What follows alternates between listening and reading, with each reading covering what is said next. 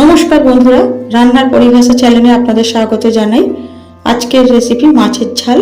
চলুন দেখে নেওয়া যাক। এখানে আমি 5 পিস নিয়েছি জ্যান্ত কাতলা মাছ। আপনারা যে কোনো মাছ নিতে পারেন। ভালো করে পরিষ্কার করে ধুয়ে রেখেছি। মাছটা আমি মেখে নেব। নুন, হলুদ আর 1 চামচ মতো দিলাম সরষের তেল। মাছটা মেখে আমি 5 মিনিটের জন্য ঢাকা দিয়ে রাখবো।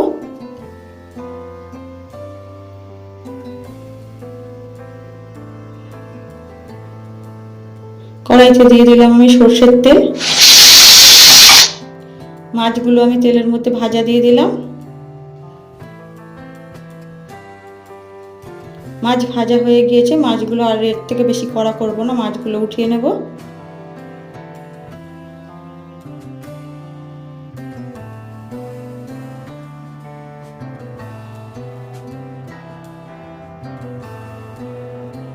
এই তেলের মধ্যে দিয়ে দিলাম আমি 2 চামচ পেঁয়াজ বাটা,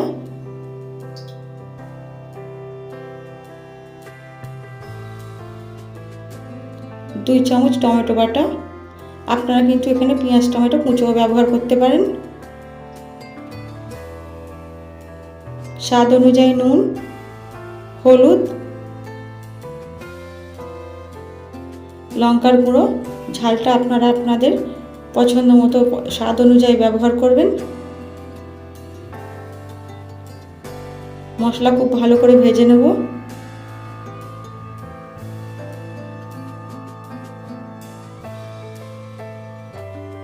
মশলার কাঁচা গন্ধ চলে গেলে এর মধ্যে দিয়ে দেবো আমি 1 চামচ সর্ষে বাটা।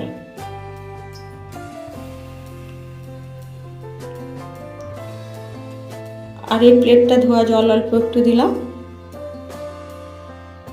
মশলার সাথে সর্ষেটা খুব ভালো করে মিশিয়ে নেব। এই মাছের ঝালটা মশলা যত ভালো করে কষানো হবে, মাছের ঝালটা খেতে তত ভালো হবে। আরও কিছুক্ষণ আমি মশলাটাকে ভালো করে কষিয়ে নেব।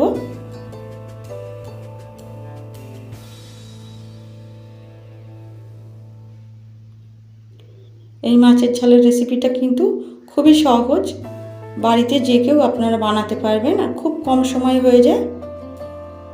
গরম ভাতের সাথে খেতে দুর্দান্ত লাগে।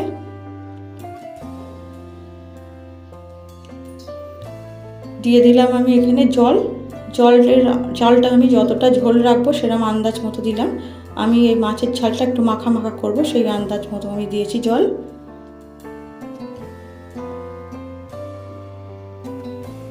ঝোল ফুটে গিয়েছে।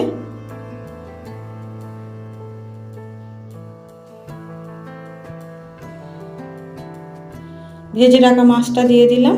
মাছটা দিয়ে আমি আরও 5 মিনিট ঝোলের সাথে ভালো করে ফুটিয়ে ঝোলটা ঘন করে নেব।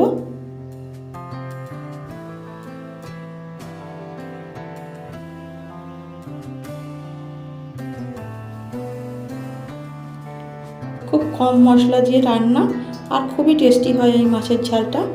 মাছের ঝাল আমার প্রায় রেডি। এবারে আমি এর থেকে বেশি আর ঝোল কমাবো না।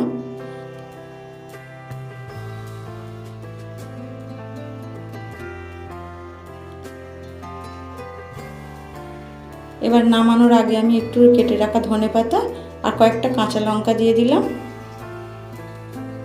এবার আমি গ্যাসটা অফ করে দেব। এই মাছের ঝালটা এবারে গরম গরম ভাতের সাথে পরিবেশন করব।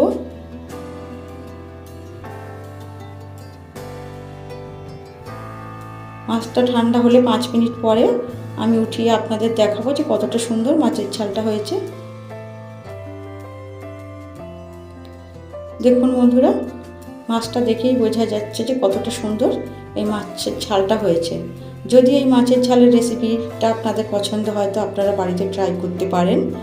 আর আজকের ভিডিওটি আমি এখানেই শেষ করছি। আবারও দেখা হবে অন্য কোনো ভিডিও, অন্য কোনো রেসিপিতে। আপনারা সবাই ভালো থাকবেন, সাবধানে থাকবেন।